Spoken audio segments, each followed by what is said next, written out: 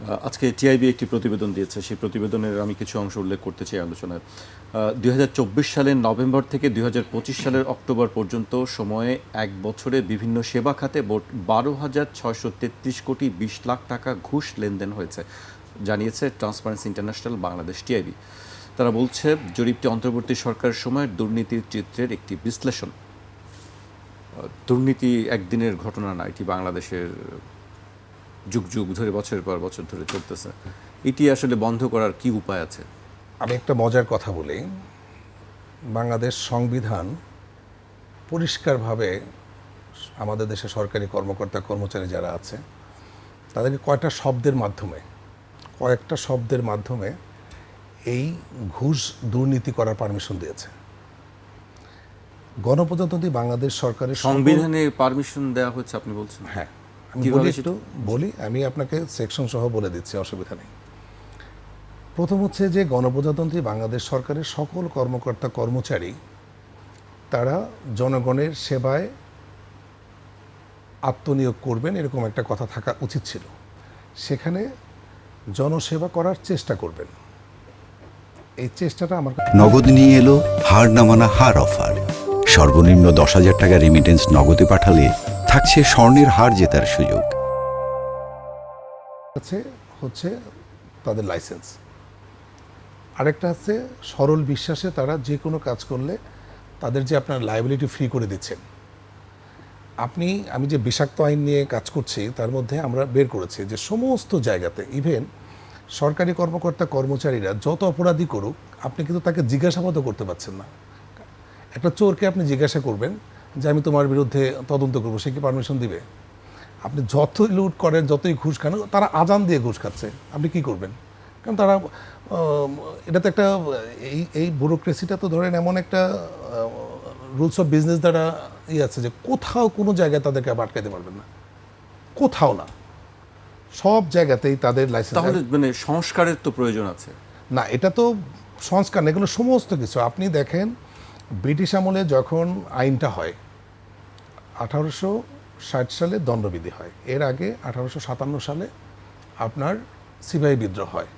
সিপাহী বিদ্রোহের পরে এদেরকে দমন করার জন্য আপনার তাদের আইন প্রণয়নটা প্রয়োজন ছিল, যে আইন দিয়ে আপনার সূর্য সেনকে আপনি ফাঁসি দিবেন, প্রীতিলতাকে আপনি ফাঁসি দিবেন। ওই সময় 1.5 লক্ষ লোকরে আপনি ফাঁসি দিয়েছেন এই আইন দিয়ে। ওটা তো শাস্তি দেওয়ার জন্য ওই আইনটা করেছে, ওখানে তো আমাদের দেশের জন্য তারা করে নাই, দেশকে শোষণ শাসন এবং নির্যাতন করার জন্য করেছে, এবং হুবহু কিন্তু আমরা ওইটাকে রেখেছি, শুধু ওই জায়গাটার মধ্যে রেখে। আর সরকারি কর্মকর্তা কর্মচারীরা বিভিন্ন অ্যাঙ্গেলে যে কোনো জায়গায় গিয়ে তারা এমন একটা ওয়ার্ড, যেমন আপনি কাস্টমসে যাবেন, সেখানে আপনি একটা ধরেন ফুলের তোড়া নিয়ে আসছেন, কিন্তু উনি যদি মনে করেন সরকারি কর্মকর্তা যে না এটা একটা জার বোমা, অর্থাৎ যদি মনে করেন সরল বিশ্বাসে যদি উনি কোনো কিছু করেন, ওনাকে কোনোভাবে দায়ী করা যাবে না, ওনার বিরুদ্ধে কোনো প্রসিকিউশন আনা যাবে না।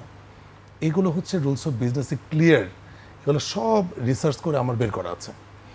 এই জায়গাটা যদি আপনি এই যে ঘুষটা বলছেন হচ্ছে, কিন্তু এটাকে আমি আইন প্রণেতাদেরকে নিয়ে কেন প্রোগ্রামটা করলাম, যে আইনের যে মানে ভয়ঙ্কর যে দিকগুলো আছে একটা গ্লুটিন বিষের মতো, এগুলো দূর না করতে পারলে আপনি শুধুমাত্র উপর দিয়ে এই প্রলেপ দিয়ে কি আপনি বন্ধ করতে পারবেন?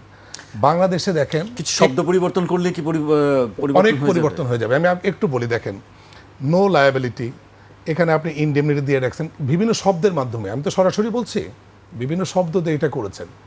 এই জায়গাটাতে বাংলাদেশের আইন প্রণেতাদেরকে সরাসরি কাজ করতে হবে। আপনি দেখেন, ধরেন আপনি রেজিস্ট্রি অফিসে, আপনি সাব রেজিস্ট্রি অফিসে যাবেন, গিয়া বলবেন যে আমি আইন করলেন, আপনি নতুন করে পরিবর্তন করলেন, সবকিছু করলেন, সেটি প্রয়োগ হচ্ছে কিনা, বাস্তবায়ন হচ্ছে কিনা, সেটি আপনি না। আইন, এটা আমাদের একটু ভুল ধারণা। আমাদের এখানে আইনটা কি, আইন বাস্তবায়নের জন্য তো আইন থাকতে হবে। আপনি তো সব জায়গাতে আপনি তাদেরকে যারা আইনটাকে প্রয়োগ করছেন, আপনাকে একবারও হয় নাই যে ইংল্যান্ডের একজন পুলিশ উনি যথার্থভাবে তার দায়িত্ব পালন করেন, বাংলাদেশের একজন কেন করেন না? এটা নিয়ে কি মিনিমাম কোনো অ্যাসেসমেন্ট, কোনো রিসার্চ করে আপনাকে কেউ রিপোর্ট দিয়েছে? Very simple. নিশ্চয়ই পুলিশ বিভাগে এই ধরনের রিসার্চ। আমি একটা উদাহরণ দিয়ে বলি, এই যে নিউহ্যামের এক পুলিশ অফিসার 3টা ফোন কল রিসিভ করতে ব্যর্থ হয়েছে। তার চাকরিটা চলে যায়, সে এই চাকরিটা ফেরত পাওয়ার জন্য হাইকোর্ট, সুপ্রিম কোর্ট এবং কুইন্স বেঞ্চ পর্যন্ত যায়। কুইন্স বেঞ্চ থেকে যেটা বলা হয়েছে সেটা হচ্ছে যে এই যে তার চাকরি, এটা তার কোনো মৌলিক অধিকার না, এটা একটা শর্ত সাপেক্ষ দায়। সেই দায়িত্ব পালন করতে ব্যর্থ হয়েছে বিধায় তার চাকরিটা চলে গেছে, সে কিন্তু ফেরত পায় নাই। আমাদের দেশে আপনি কোনো পুলিশ কর্মকর্তা যদি তার দায়িত্ব পালন না করে, আপনি কি তার চাকরি চলে যাওয়া, তার শাস্তি আপনি কখনো দেখেছেন?